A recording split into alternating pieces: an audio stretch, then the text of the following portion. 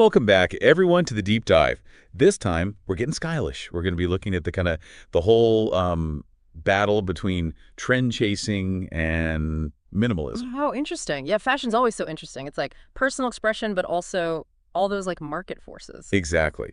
And that's kind of what we're diving into today. So the source material for this deep dive is this academic article. It's called Trend Chasing versus Minimalism, Selling Fewer, Better Products to Fashion-Sensitive Customers. Okay, so how do companies like get us to buy all this stuff? Yeah. And then how can we as consumers make smarter choices? Smart. So they start off with something that, most of us are pretty familiar with, which is fast fashion versus slow fashion. Yeah. Right. So when you think of fast fashion, think like all those trendy, affordable clothes you find at like, your Sheins, your H&Ms, your Zaras. Oh, yeah, for sure. Like you get the current style, but they're not really made to last. It's very much a like buy it, wear it a few times, and then toss it kind of thing. Right. And of course, that leads to a lot of waste. Definitely. So that's where this idea of slow fashion comes in, which is more about, durable, well-made pieces that you're going to wear for years. Yeah, definitely more sustainable. Right. So now this study, it gets kind of cool because they set up this hypothetical company, and this company is selling fashion-sensitive products Okay. over like multiple time periods. Yeah. But here's the really interesting part. They can actually change the prices and the durability of the products and then see how consumers react to those changes. Oh, wow. So it's like they're running all these simulations. Yeah, exactly. To test out all these different strategies. Yeah, and one of the big things they look at is this concept of fashion uncertainty. Okay. So basically, like, how fast are these trends actually changing, right? Because it's so hard to know what's going to be in, what's going to be out Right. next season, And they represent that with a little n, which is like the number of possible trendy varieties. Oh, okay. So the higher the n, the faster those trends are shifting. So that would be tough for, I guess, both the companies and the consumers, right? Right. Companies would have to scramble to keep up, and then consumers would be like, oh, am I out of style? Exactly. Now they take it a step further, and they introduce these two different types of consumers in their model. Okay. So you got your minimalists, Yeah. who, they're the ones who buy a product, they use it till it wears out, and then they replace it. So that's more like the slow fashion. Yeah. Exactly. And then you got your trend chaser. Uh-huh. They are always looking for the latest styles. They're buying new items, even if they have particularly good clothes sitting in their closet. I see. And the study, it has this really cool way of tracking how many different items a consumer owns. Oh, wow. So it's not just about how often they're buying, it's also about how much variety they're accumulating. Right. Now, here's the thing that surprised me. Okay. You would think that with consumers who are really fashion conscious, companies would just make these flimsy, trendy clothes Oh, yeah. that fall apart really quickly, so you got to keep buying more. Makes sense, right? Like, especially with the rise of fast fashion, that seems like the logical approach. Right. But here's the twist. Mm-hmm. The study actually found that even when consumers care about fashion, companies might choose to make durable products. Huh. Now that's interesting. It all depends on how stable those trends are, At N. That N, exactly. Okay. If the trends are relatively stable, Uh-huh. so like a low N, people are actually willing to pay more for something that lasts. Right, because it's going to stay in style longer, so you're more willing to invest in something higher quality. Exactly. Now, on the flip side, you have what the study calls the throwaway trap. Okay. And this is what companies really love to do when production costs are low Uh-huh. and that fashion uncertainty is high. Yeah. It's way more profitable to just sell us tons of cheap, poorly made items Yeah. that we just replace constantly. It's a great business model, but a terrible environmental one. Exactly. And here's something else I found really interesting. Right. They actually take storage costs into account. Storage costs? You mean like literally the cost of storing all these clothes? It's represented as S in their model. Okay. But it's not just about, physical space. It's also about that mental burden of having too much stuff. I see. Which, kind of ties into the whole minimalist trend. Oh, yeah. People are realizing that less stuff can actually be more freeing. Exactly. And now get this. The study found that companies can actually make a good profit by catering to both minimalists and the trend chasers. And that seems like a hard thing to do. Right. How do you appeal to two such different groups? Well, the key is making what they call semi-durable products. Okay. Things that'll last a while, but not forever. Think Uniqlo, Think Gap. Oh, yeah, they kind of occupy that Right. middle ground, right? Exactly. And here's another like myth that the study kind of busts. Oh. You know how you always see prices changing all the time, like with airlines? Oh, yeah, yeah. Well, they found that that doesn't always lead to more profit. Interesting. I would have thought that dynamic pricing would be like a really effective strategy in fashion, too. You'd think so, right? But in this case, they found that knowing how many items a customer already owns doesn't really like boost their profits. Yeah. Maybe it's because fashion choices are so driven by like emotion or social trends that people are less sensitive to those price changes. That's a good point. Mm. Now, here's where it gets really interesting. Okay. When they took into account how much people actually love fashion, Uh-huh. it actually encourages companies to make even more durable items. So the more fashion conscious the consumers are, Uh-huh. the more durable the products become. Exactly. That's a pretty cool dynamic. Seems like a win-win. Companies get higher profits and like the real fashion lovers get the quality pieces they want. Right. Now, here's another thing that's kind of weird. Even consumers who aren't really that bothered by wearing like slightly out of fashion items, Oh, yeah. sometimes they don't always lead companies to make more durable products either. Really? I would have thought that those people would be like the perfect target for durable goods. You would think so, right? Yeah. But here's the thing. Remember that fashion uncertainty we talked about? The N. That N, yeah. Mm. So when that uncertainty is really high, even those people who don't care as much about trends, Uh-huh.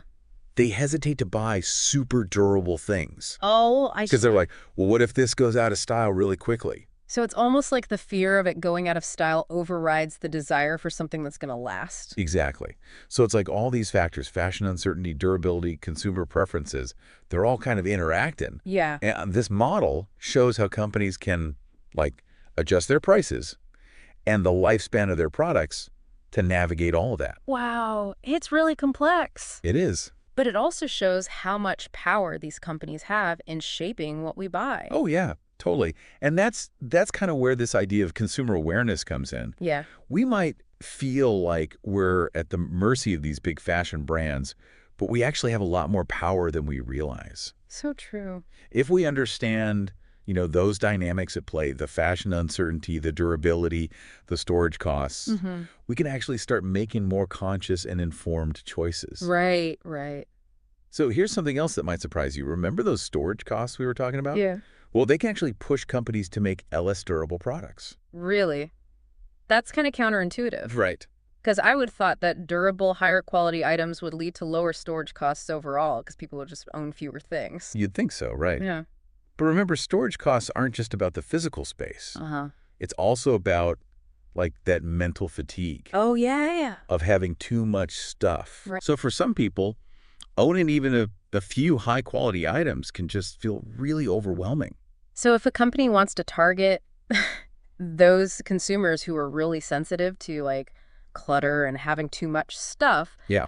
they might actually benefit from making products that are designed to be like used up and discarded more quickly. Exactly. Seems Mm. kind of strange, but it makes sense when you think about those like psychological factors. Yeah. It just shows how diverse consumer motivations can be. For sure. And that's what makes this whole thing so fascinating. Definitely. Yeah, it really shows. You got to think about the psychology, Oh, for sure. Like we're not just buying the product, we're buying into a whole like lifestyle. Absolutely. And companies know that they're Yeah. totally trying to tap into our desires and our anxieties, whether it's, missing out on the latest trend or feeling overwhelmed by all your stuff. It's like this constant push and pull between like what we want and what these, bigger faces are doing. Totally. Yeah. And that's why it's so important to be a conscious consumer, Hmm. Like understand the game that's being played so you can make choices that actually align with what you value. So like what can we actually DO, Well, I think first, got to shift our mindset. Okay. We got to move away from that instant gratification, like disposable culture. Right. Embrace something a little more mindful, That's tough though, right? Especially when you're constantly seeing ads and like social media is telling you got to have the latest thing. Yeah, it's a challenge for sure, but it starts with like asking yourself some questions before you buy something, right? Okay. Yeah. Do I actually need this? Will I still love it in a year? Where was it made? Who made it? Yeah, those are good questions. You know, think beyond the initial impulse and consider, like, the long-term impact of those choices. That kind of brings us back to slow fashion, Yeah. right? Yeah. It's about supporting those brands that are like ethical, using sustainable materials, and making stuff that's going to last. Exactly. It's not about being perfect or, like, following some strict rules. Right. It's about progress, not perfection, you know? Making small changes over time can really add up. Totally. Every conscious choice, makes a difference. It's like a ripple effect. Yeah. And speaking of conscious choices, what about the clothes we already have? Oh, right. Like, we can make them last longer, right? Yeah, for sure. Repair, alter, upcycle, even like swap with friends. Totally. Give those clothes a second life. Absolutely. And if it's really time to say goodbye, donate to a good cause or, recycle responsibly. Yeah. I don't know. This whole conversation is making me think about my own shopping habits. Uh-huh. I definitely like impulse buy sometimes. Oh, we all do. It's totally natural. Yeah. But the more we understand these patterns, the easier it is to break them. Yeah. So, like, if people take one thing away from this whole conversation, what would you want it to be? Well, I think the big thing is we're not towerless. Right. Even against these huge industry, Yeah. we have agency. We can make choices that reflect what's important to us. It's about being mindful, Yeah. Mindful, informed, intentional. Yeah, yeah.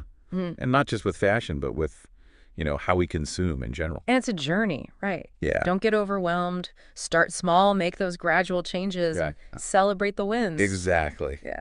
Yeah. It's kind of cool to think that we can actually shape these industries. Right. Like what we choose, it matters. It really does. So, this whole conversation has really got me thinking about my own clothes, my own wardrobe. What about you? What are like your fashion philosophies? I'm very much a quality over quantity person. Okay. I'd rather have a few things that I really love that are going to last Yeah. than like a whole closet full of stuff that's just going to fall apart Right. after a couple washes. I'm trying to get better at that too.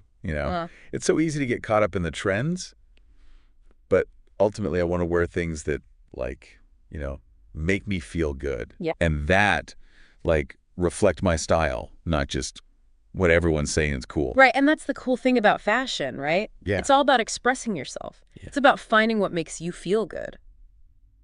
One thing I struggle with is getting rid of clothes. Oh, yeah. Like stuff that doesn't fit anymore or I just don't wear. Uh-huh. But I get attached. Oh, I totally get it. It's hard to let go. Yeah. Especially if it's something that has sentimental value. Right. But honestly, donate it or selling it, it feels good. It's like clearing out your head Oh, yeah. in your closet. That's like giving those clothes a new life, right? Exactly. Someone else might love them. Yeah, totally. Or if you're feeling crafty, you could upcycle stuff. Oh, for sure. Make something new out of something old. Yeah, there's so many cool tutorials online Oh, yeah? for turning old t-shirts into bags or jeans into shorts. Oh, that's a good idea. Yeah. It's like win-win. You're not wasting as much. And you get something unique. Exactly. I don't know. This whole conversation has been really eye-opening. Yeah. I feel like I've learned so much about the whole world behind the clothes. It's not just fashion, right? Yeah. It's the economics, the psychology, the whole sustainability thing. It really is. And our own values. Oh, yeah, for sure. So as we wrap up here, what's one final thought you'd want to leave people with? Don't be afraid to question things. Okay. The fashion industry, it kind of banks on us feeling insecure, like we need to fit in. Yeah. But real style, it comes from within. It's about expressing yourself, Exactly. not just conforming. And remember, every choice matters. Yeah. From the clothes you buy to how you take care of them. It all adds up. So be mindful, be creative, and most importantly, be yourself. Love it. Well, thanks for joining us for this deep dive, everyone. Yeah, thanks for having me. And we hope you learned something new about fashion and feel a little more empowered to make good choices. Until next time, stay curious and stay stylish.